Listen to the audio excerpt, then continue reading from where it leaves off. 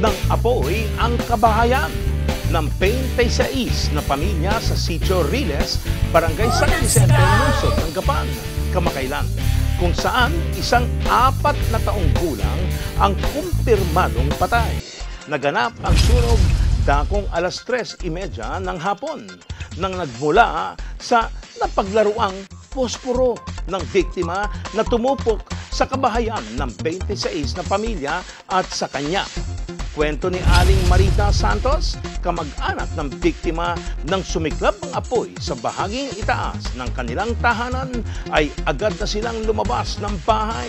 Ngunit hindi nakita ang biktima na naiwan pala sa kwarto kung saan nagmula ang sunog. Lahat po ng bata nakuha na namin pero siya po, hindi po namin siya makita. Ang buong akala po namin, naglibot lang siya dahil naglalaro ng mga computer yung bata na yan, sumasama. Nung pong sunog na po yung bahay, iyo po na iyo, hindi po namin alam, sa taas po pala yung bata.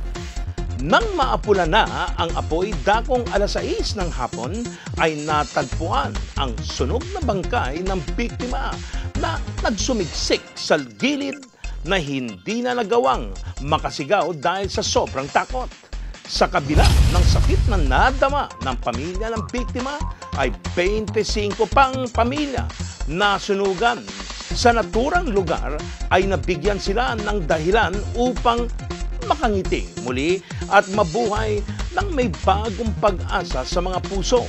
Sa pangunguna ng ina ng lalawigan ng Nueva Ecija, Congresswoman Cherry Domingo Umali, ay naipamahagi sa 26 na pamilyang nasunugan ang mga materyales para sa pagpapatayo ng bagong bahay at cash para sa pagsisimula muli.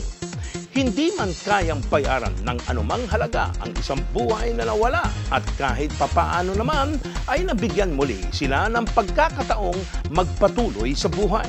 Lumuluha habang nagkwekwentuhan ang ilan sa sinapit ng kanilang buhay kasabay ang pagpatak ng mga luha dahil sa kasiyahang kanilang nadama dahil sa mabuting kalooban ni Congresswoman Cherry na sila'y tulungan muling makabangon.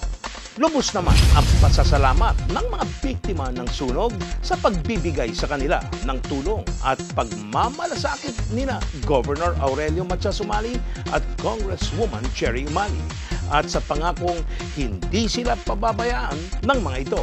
Nagpapasalamat nga po kami kay Ma'am Cherry dahil unang-una po siyang naka-action sa amin na nakatulong. Salamat nga po sa kanya at natulungan niya po kami. Sabi po niya sa amin, tutulungan pa raw niya po kami at hindi raw niya kami bababayaan. Maraming salamat po kay Ma'am Cherry sa mga tulong na natanggap namin bilang pasimula sa mga sa pamumuhay na haharapin namin sa ngayon. Kailangan siyempre namin sila. Kailangan namin ng tulong nila.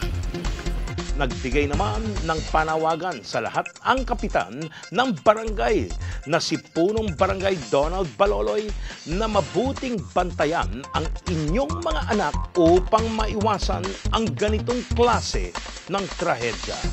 Pagsabihan po yung ating mga anak na maglalaro ng apoy, ng posporo para po makapag-imiwas po tayo sa mga ganyang bagay na nasunugan sila.